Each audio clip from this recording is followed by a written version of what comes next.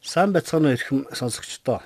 Ном ярьж байгаа подкастын шинэ дугаар эхэлж байна. Тэгээ өнөөдөр энэ Liu Guofang гэдэг 1967 онд төрсэн ийм хятад үндэстэн зохиолчийн хонх гэдэг өгүүлгийг сонгож авсан юм. Тэгэхээр энэ өгүүлгийг одоо сонгож авсан маань учиртай нэг хоёр дахь энэ зохиолчийн тухай бас жаахан ярих хэрэгтэй авах гэж бодож байгаа юм. Тэгэхээр энэ Liu Guofang гэдэг зохиолч бол өнөө цагийн одоо хятадын энэ цаг үеийн богино өгүүлгийн одоо маструудын нэг. Бүр мастертай энэ хонх гэдэг өгүүлгийг унсны дараа бол би энэ хүн бол бас онцгой богино өгүүлгийн сод төөрөгч юм байна гэж бодсон ер нь. За яг энэ тухай бол ингээд бид нар өгүүлгийг бүрийн ихээр нь уншиж өгнө. Дээр нь тэгээ энэ зохиолынхаа тухай эргээд ярина штэ. Ярина гэж бодож байна. Ер нь Liu Guofang-ы зохиолууд өгүүлгүүд нь хөвчлэн өгүүлгүүд нь Англи, Франц, Япон, Солонгослоор орчуулагдсан байна. Тэгсэн байна. Тий, харьцангуй одоо ингээд харьцангуй насны хувьд бол одоо харьцангуй залуухан идэрхэн насны хүн байна шүү дээ. 67 оны хүн гэдэг чинь одоо 60 хүрээгүй. Тэгээ энэ хүн 2003 онд Алтан булжмар гэдэг шагналыг эзэн болсон байна. 2003 онд. Тий. Тэгээ Алтан булжмар гэдэг шагнал бол шилдэг богино өгүүлэлт толгодог ийм том нэр хүндтэй ийм шагнал юм байна. Тэгээд салхинд хийсч яв аз жаргал гэдэг ийм төвөр гаргаад энэ нь хүүхдийн зохиолын BC-ний нэрмж шагнал гэдэг. Тэрийг бас ийм хүртсэн юм байна лээ. За энэ хонх гэдэг өнөөдрийн бидний ингээ уншиж ярих гэж байгаа өгүүлэг. За мөн хар ирвэхи гэдэг энэ өгүүлэг нь бол хятадын сод богино өгүүлгээр нэрлэгддэг гэж. Энэ бол шинэ үеийн хятадын уран зохиол доторх одоо сод онцгой туурвсан тийм богино өгүүлэг мөн гэж ингэж хүлээн зөвшөөрөгдсөн ийм байдаг юм байна. За тэгэд энэ хүний зохиол бол Солонгосын дунд сургуулийн сурах бичгт одоо хятадын уран зохиолын богино хэмжээний зохиолын төлөөлөл болж Солонгосын дунд сургуулийн сурах бичгт орсон байдаг. За мөн Бээжингийн их сургуулийн гадаад хэлний сургуулийн хичээлийн сурах бичгт нь энэ Liu Guofang-ы зохиолууд өгүүлгүүдээс орсон байна. Ингээ бодохоор энэ зохиолчийн ерөнхийд нөгөө цар хүрээнийхээ хувьд бол энэ хүн үнэхээр одоо энэ шинэ хятадын шинэ мянганы тийм ээ хятадын шинэ уран зохиолын гарамгай төлөөлөгч юм байна энэ хүн бол. Өөрөөр хэлэх юм одоо ингээд дэлхийд бол ийм зөвхөн богино өгүүлгээр дагнаад дэлхий дахин алдарсан цөөнгөө хүмүүс бий. Хэдийгээр нэг ч удаа нэг ч арман бичээгүй бол Чехвиг бол одоо юу гэдэг богино өгүүлгийн мастер гэдэг. Эцэг гэдэг. Акутагава Японы тийм ээ. Энэ хүн бол бас л арман бичээгүй мөртлөө Акутагавагийн өгүүлгүүд бол дэлхийн сонгодог гэж ингэж үнэлэгддэг. За Аргентины нэг алдартай зохиолч Борхесийг бол Борхес бол бас л одоо юу гэдгийг том хэмжээний зохиол бичээгүй хүн шүү дээ. Арман бичээгүй. Гэхдээ Борхесийг бол 20 дугаар зуунд Чехвийн дайны одоо уран зохиол дэлхийн уран зохиолын түүхэнд Чехвийн дайны одоо богино өгүүлгийн хувьд бол тийм том хувь нэмэр болсон. Шинжил хийсэн гэж хүн гэж үзэж байна тий. Чех бол 1904 онд бурхан болсон. Тэгээд Борхес бол тэрнээс хойш төрөөд 80 гарна наслаад 1986 87 оны үед бурхан болсон юм уу да. Яг ингэ залгаж гараад Чехийн дараа л залгаж гарсан хүмүүс Борхес байдаг. Тэгэд яг хөө энийг Монгол зохиолчдын хувьд илүү ойр болгохын тулд хинтээ жишиж болох вэ гэхээр Монголын зохиолч бид нар ер нь нэлээд олон юм дээр жишээ авдаг. Жагдлын тавгаа бол ийм онцгой богино өгүүлгийн онцгой тойролтой тийм зохиолч байхгүй ер нь. За тэгээ энийг яагаад ингэ дахин яриад байна вэ гэхээр шүү дээ. Энэ өгүүлэг юугаараа тийм одоо онцгой юм бэ гэж. Өгүүлэг юугаар онцгой вэ гэхээр өгүүлэг бол тийм ич шидийн гэмээр сэдв биш. Шидэт реализмын юм уу эсвэл одоо үлгэрийн сэдвтэй юм уу эсвэл одоо юу гэдгийг Монголын учиртай гурван толгойшигч юм уу эсвэл одоо нөгөө Шекспирийн Ромео Жюльетта шиг тийм ээ. Тийм дэлхийн мөнхийн сэдвийг хөндсөн тийм огцом айхтар мунд хурц шийдэл, хурц эргэлттэй тийм одоо юу тийм цоо шин сэдв биш байхгүй юм. Энэ зохиол юугаараа их тийм гайхалтай болсон бэ гэхээр энэ зохиол зүгээр л бичлэгийнхаа хэлбэрээр л онцгой байхгүй. Яг тэгэхээр одоо ингээд маш олон одоо Борхес байна, Чехов байна, Акутагава ч юм уу гэдэг маш олон зохиол, Селинжер гэдэг. Энэ олон зохиолчд бүгдээрээ арман бичээгүй мөртлөө ингээд өгүүлгээр ингээд алдарсан. Тэгэхээр энд юугаараа өөр байдаг вэ гэхээр арман бичдэг зохиолын хэл, өгүүлэг бүтээдэг тэр зохиолын хэл, тэр зохиолыг бүтээдэг бүтээц, тийм ээ? Зохиомж, илэрхийлэл гэдэг юм чинь бүгд өөр байдаг байна л да. Өөр. Өгүүлэлэг бол маш сайн өгүүлэлэг бол ерөөсөө ингээд нөгөө ямиг усанд норгоод усын ингээд тас шавхаа тас гэх тийм ээ. Мушгаад гаргаад ирэхэд ингээд юу ч босхгүй. Юу ч чиг мэддэхгүй. Болтол нь үгийг тэгж хэмнэж илүү дутуу дүрслэл, илүү дутуу сэтгэлийн хөдөлгөөн, одоо тэр илүү дутуу зураглал зохиолын үндсэн санаагаар гаргах нь аюул чухал. Тэхийн тулд энэ богино өгүүлгийн маструудаас маш их ур чадвар шаарддаг байхгүй юу? Ер нь. За одоо ингээд тухайлбал манай жагдлын цавгаагаа нэг олон өгүүлэг бий. Ер нь бол. За тухайлбал нэг ийм өгүүлэг байдгийг. Прашай гэдэг. Прашай гэдэг чинь оросоор хагцсан гэсэн үг байхгүй юу? До свидания гэвэл баяртай гэсэн үг. Тэгээд би ингээд Украинд Киевт сурж илаа. Сурч байхдаа ингээд нэг цехэд ажилладаг байсан. Ажилладаг байхад надтай хамт нэг Украин бүсгүй хамт ажилладаг. Тэгээ бас сэтгэлийн нэг хайртай байсан ч гэхэд хаашийн зүгээр л тэр хоёр ингээд нэг сэтгэлийн тийм нандин холбоотой л байсан тухай. Тэгэхдээ тэрийг яг яриаггүй. Зүгээр л тэгээ би буцхолоод нөгөө хүүхэндээ Прашай гэж хэлжээ. Тэгсэн чинь нөгөө хүүхэн царай нь хувьс хийгээд уурлаад тэг эргэж хараагүй яваад гисэн гэж. Тэгээд нөгөө токер дээр юм зарж исэн чинь ингээд зарж исэн чинь те нөгөө юм нэг Прашай гэдэг ингээд хэлж байгаа юм шиг ингээд тасарлаа гэж.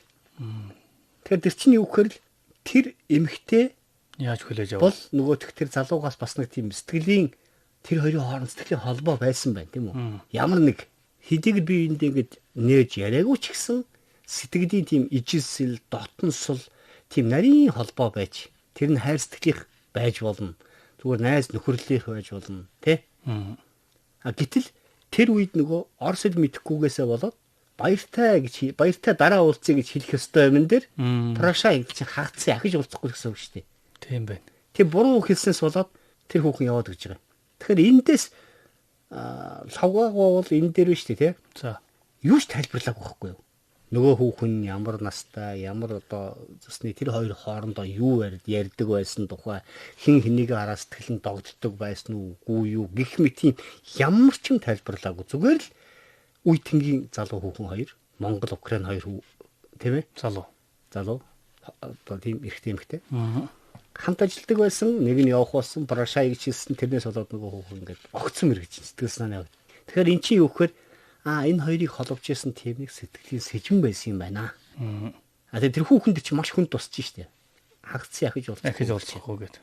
Гэтэл Монгол болохоор би баяртай гэж хэлж юм болоод байгаа байхгүй. Тэгэхээр энэ дээр зохиолч уур чадвар оршиж байгаа. Тэгээ юу ч тайлбарлаагүй. Тэгэл дуусч байгаа.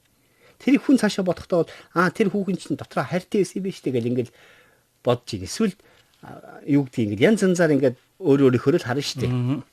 Тэр шиг хонх гэдэг өгүүлэгч нь яг л тийм байхгүй юу? Ерөөсөө энэ бол сэдвийн хувьд бол цоо шин юм биш.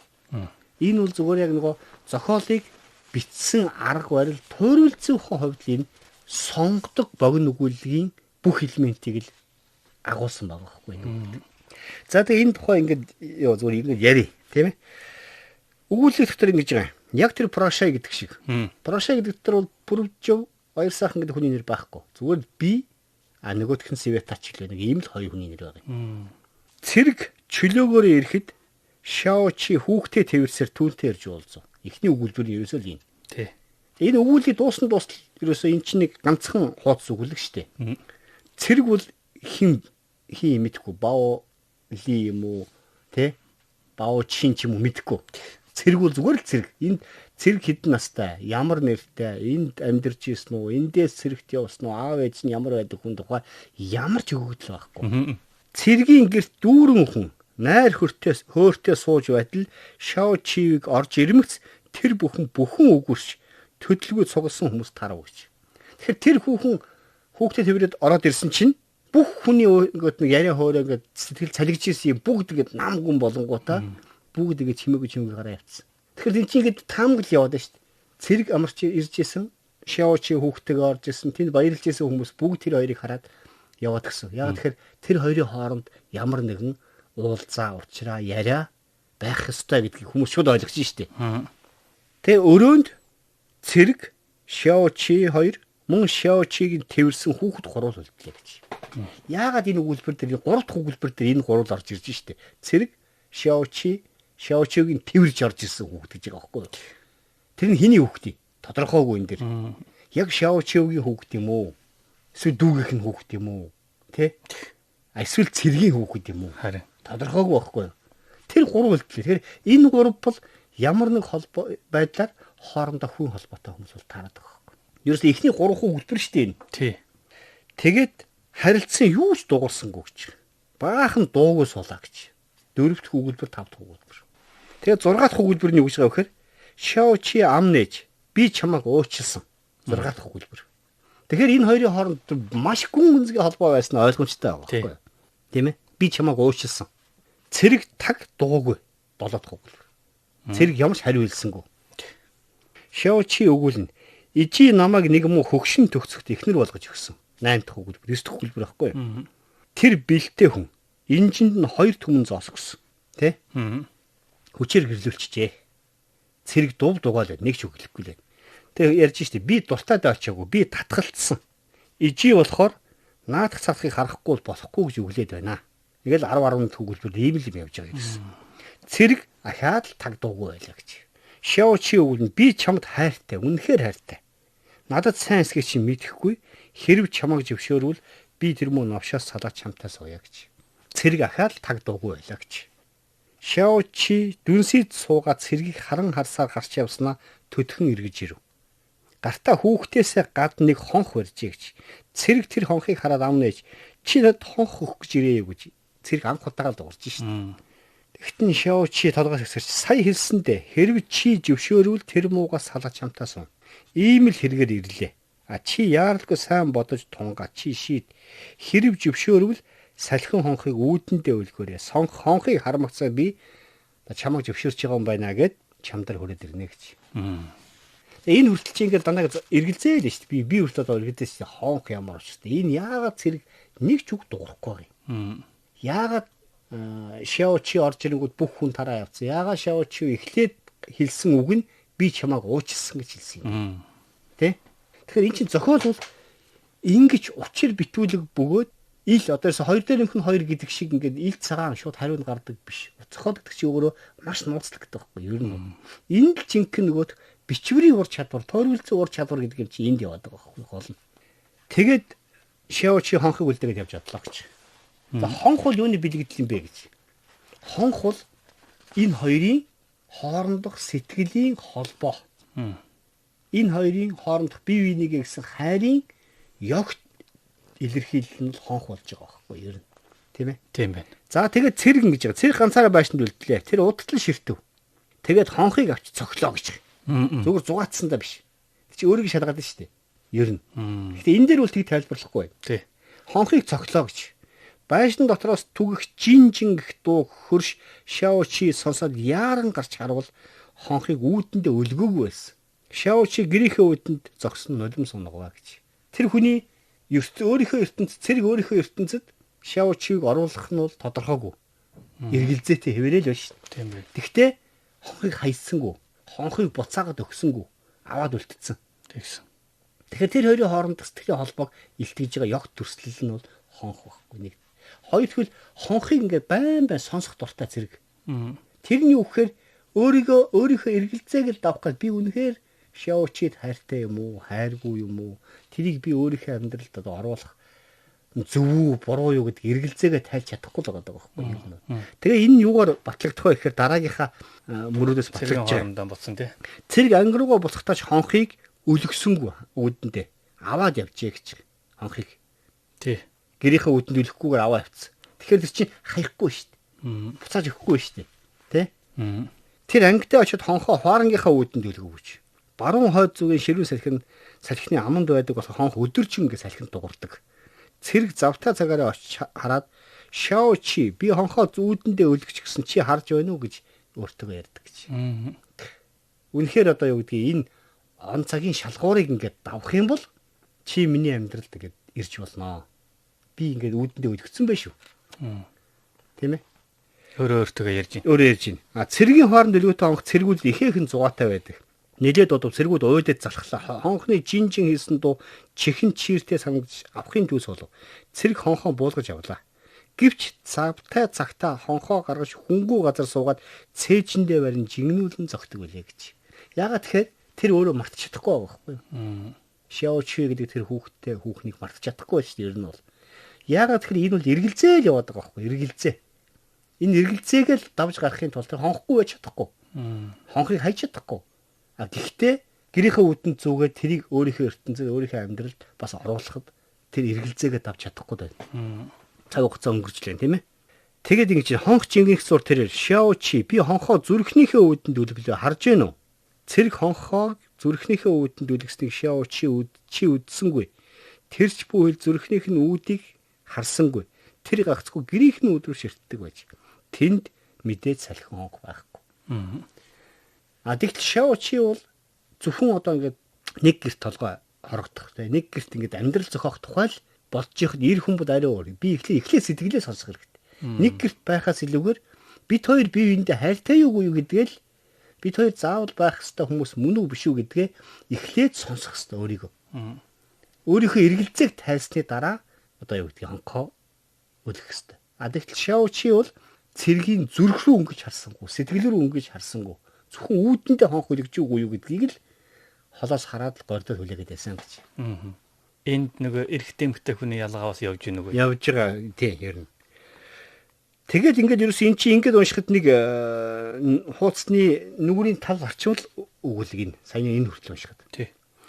2 жилийн дараа цэрэг халагдж ирлээ гэж. Энэ удаад Шаочи түүнтэй ирж уулзсангүй.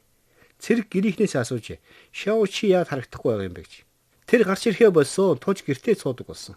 Юу тохиолдов вэ гэж. Шаочигийн нөхөр залуу хүүхэнтэй хөөцөлдөөд түүнээс салсан. Цэрэг дуугаа хураалаа. Маргааш нь хонхоо гаргаж үүдэндээ өлгөө гэж. Тэр нь юу гэхээр нөхрөөсөө салцсан гэдэг утгаар нь биш. За 2 жил болоод манай хүн өөрийнхөө эргэлзээг давсан. Одоо Шаочиг өөрийнхөө амьдралд оруулж ирэх цаг нь болж ийл гэж ингэж үзэж шít. А гэтэл юм бол хясалтай тийм ээ. тий. А тэгэнгүүт Шаочи нөгөө хичнээн хүлээж исэн тэднийхээ хонхоо үүдэндээ уяасаа өлгөөсөө тэгвэл ингээд тэрний амьдралд орж ирнэ гэж. Тэгсэн чинь Шаочи ирээгүй. Хүлээгээд гараагүй бол. Тий. Тэгээд аргаан бараад цэрэг гэрт нь очиж шít. Тий. Тэгээд гэрт нь очиод Шаочи чи хонх жингэнэж байгааг сонсч байна уу? Хонхыг Шаочи чи сонссон бас харсан. Гэвч тэр огтхын шүдэлсэнгүй баашингаасаа гарсангүй гэж. Тэгээд цэрэг нөгөө гэрт нь очисон чинь Шаочи толгой гудан одоо би хаягдмал нэгэн болсон. Одоо би чамд хэрэггүй. Тэ? Чи яах гэж ирсэн юм бэ? Яах гэж ирсэн бэ гэж асууж штий. Тий. Ягаад тэгэхээр эмэгтэй хүний хувьд бол маш их хүлээсэн. Хүлээсээр байгаа. Тэгээд нөхөр нь чорхоо явсан. Амьдрал нь утга учиргүй болсон. Тэрний хүсэл мөрөөд бүх юм ингээд замхраад алга болцсон. Тийм ээ? Тэгсэн. А тэгэнгүүт нь цэрэг юу гэж хэлж байгаа вэхээр хэдийгээр хонхоо би үүдэндээ өлгөөгүй ч гэсэн зүрхэн дээр үлгэж явсан юм аа. Дандаа үргэлж зүрхэн дээр үлгэж явсан. Үүнийг л би чамд хэлэх гэж ирсэн юм аа гэж. Өөрөөр хэлэх юм бол би чамайг нэг ч өдөр мартаагүй. Нэг ч өдөр чи миний зүрхнээс хол байгаагүй тий. Хонхон би зүрхэн дээр үлгэсэн гэдэг чинь чиний тухай бодол миний зүрхэнд байнга байсан. Өөрөөр хэлэх юм бол би чамд хайртай. А тэрийг л чамд хэлэх гэсэн. Одоо тэгээд яахыг чи өөрөө шийдлэж шít. Тий. Тийм ээ. А тэгээ хүүн 4 нас уртсан байлаа гэж. Ээжээ нөгөө хонхоо надад өг гэж. Тэгээд дуусч. Ингээд дуусч байгаа. Тэгэхээр хүү бол юу гэхээр хүү бол өөрөө нэг л хонхоо байхгүй. Хүү бол тэр хоёрын хайр дурлалын дурсгал. Хайр дурлалын дундаас бий болсон хүүхэд нь байх гэдэг байхгүй. Ер нь бол иймэрхүү. Тэгээ ер нь уран зохиол тэр урлагч тэр ер нь аливаа урлагт те ялангуяа уран зохиол. Ялангуяа уран зохиолд байдаг хамгийн чухал юм бол тайлбарлахын эсэргээлж. Зохиолыг бол тайлбарлаад ирэхээр л зохиолын амт шимт байхгүй болдог. А мэдээж том хэмжээний туйлсын зохиолуудад бол шүү дээ. Тайлбарлах хэрэг гарна. Ягаад тэгэхээр ямар дэвсгэр дээр тэр зохиолыг өрнүүлэх гэж байгаа вэ? Ямар урьдчилсан нөхцөл бүрдүүлэх ёстой вэ гэдэг чинь их тэхийн тулд ихлээр тэр орчныг бүрдүүлэхийн тулд зураглан, дүрслэн, тэнд орж ирэх хүмүүсийн үүх, дүүх, тэ хэрвээ энэ зохиол ингээд тууж байсан бол том хэмжээний одоо бэлсэр хэмжээний хүүрнэл том туйлсын зохиол байсан бол тэ цэргийн хаан төрсөн, ээж аав нь ямар юм, багада ямар хүүхдээсэн, яагаад цэрэгт явсан, цэрэгт яваад аль ангид хуваарлагдсан, аль нутагт тэр баруун хойд хязгаарт яагаад очив. Шаочитэй ямар холбоотой, дунд сургуультай хамт байсан юм уу, хөрш байгаа те. хар нялхаасаа бие биенээ мэддэг байсан уу? Энэ хоёрын хооронд дунд нь юу болж ирсэн? Ингээд тайлбарууд гарна. Тий. Тэгэхээр эн чинь нэг зохиол өрнөх тэр дэвсгэр тэр нөгөө фон гэж ярьна тийм ээ. Тэрийг бэлтгэхийн тулд зайлшгүй ингээд тэрийг бүгдийг дүрслэх ёстой. Гэтэл үнэхээр сонгодог өгүүлэгтрүүд энэ дотор бол нэг ч дүүхэнэлт байхгүй, нэг ч дүгнэлт байхгүй. Тий, дүгнэлт байхгүй. Энэ бол сайн хүн, муу хүн. Энэ хүн ийм учраас ирсэн. Цэрэг чөлөөгөөр ирсэн байхад Шаочи хүүхдийг харуулах гэж цэргийн өөрийнх нь хүүхд нь харуулах гэж тэрж ирсэн гэдэг тийм тайлбар байхгүй. Дүгнэлт юу ч байхгүй. Зүгээр л ингэж шүү дээ. Уншиж өөрөө л ойлгоно. Гэтэл хоёр талтай юм байхгүй юу? Би чамайг уучлсан гэж хэлж штэ. Эхлээ уулзаал хамгийн анх. Тэгсэн. Би чамайг уучлсан нэгд. Хоёр тэгвэл би чамд үнэхээр их хайртай. Гурав тэгвэл чи надад хайртайг үгүй чи би мэдэхгүй. Чи өөрөө шийд. Дөрөв тэгвэл би одоо ээжийн ятгалгаар ээжийн шахалтаар би баян хөгшин хүнтэй суусан. Ийм л дөрвөн хүүхдэл байна штэ. Тий. Эмэгтэйд. Гэтэл цэрэг яагаад тэр цонхыг үүдэндээ өлгөөгүй гэхээр магадгүй хөгшин хүнтэй суудсан өөрийн хүлээгээгүй суудсанд нь гомдсон гомдол нь байж болно. Тийм ээ? Тий. Тэрнээс нь болоод уучлж чадахгүйгээр өөрийнхөө амьдралд оруулахгүйгээр уучлж чадахгүй учраас хонхыг гадаас өлгөж чадахгүйгээр уучлж чадаагүй мөртлөө мартаж чадахгүй явсны илэрхийлэл байхгүй дээ ер нь бол. Тий. Зохиолууд бол ийм л гоё. Энэ бол үнэхээр богино өгүүллийн бол супер мастер. Тэгээ хоёрдугаар энэ Монголын орчуулагч тэр муу бат хоёр бол их мундаг орчуулагч л та. Хят телийг яг жинхэнэ ихээс нь орчуулдаг. Хят телнээс орчуулдаг. Тэгээ энэ залуу бол маш сайн ч орчуулсан юм байна. Үнэхээр сайн зохиолыг сонгож орчуулсан юм байна. Тэгээ энэ бол маш сайхан зохиол байлаа. Тэгээд тий. Тэгээд түрүү та танилцуулсан би нэг мэдээлэл олсон. Зохиолчийн тухай. За энэ Хятадын зохиолчид уран зохиол сэтгүүл ардын өдрийн сонин гээд эдгээр сэтгүүл номд бараг 2300 өгүүлгээ нийтэлсэн гэж байна. Тэгэхээр тоон бас өгүүлгийн бол үнэхээр их өвтэй хүн байна. Өвтэй хүн байна. 2300 өгүүлэг бичээ. Тэр нь бүгд ингээд хэвлэгдсэн байна гэдэг чинь. Тэгээд бас яг дагнсан өгүүлгийн төвөр 9 төвөр дээ. Тэгэхээр бас мундаг өвтэй зохиолч гэдэг нь харагдаж байна. Тий. Тэгээ би яг юунд нь их олзуурсан гэхээр энэ Англи, Франц, Япон, Солонгос гээд гадны хэлүүдээр орчуулагдсан юм байна лээ нэгд. Хоёр дахь үеэр Солонгосын дунд сургуулийн сурах бичигтэр орсон гэдэг чинь эн чинь маш олон зохиолч байна шүү дээ. Тэгэхээр Хятадын шинэ үеийн уран зохиолоос ялангуяа тий. Энэ дундаас энэ хүнийг сонгож аваад дунд сургуулийн сурах бичигтэр оруулна гэдэг чинь бол маш том шалгуур байхгүй. Асар том шалгуур. Одоо бид нар дунд сургууль бол Чехыг үздэг байсан. Чехи одоо юу гэдгийг доктортай хүн юм уу, галзуу хүний өдрийн тэмдэглэл юм уу, хамлион эсвэл нөгөө нарийн бүдүүн хоёр энэ төргээд өгүүлбэрийн бүгдийг нэгэ үздэг байсан.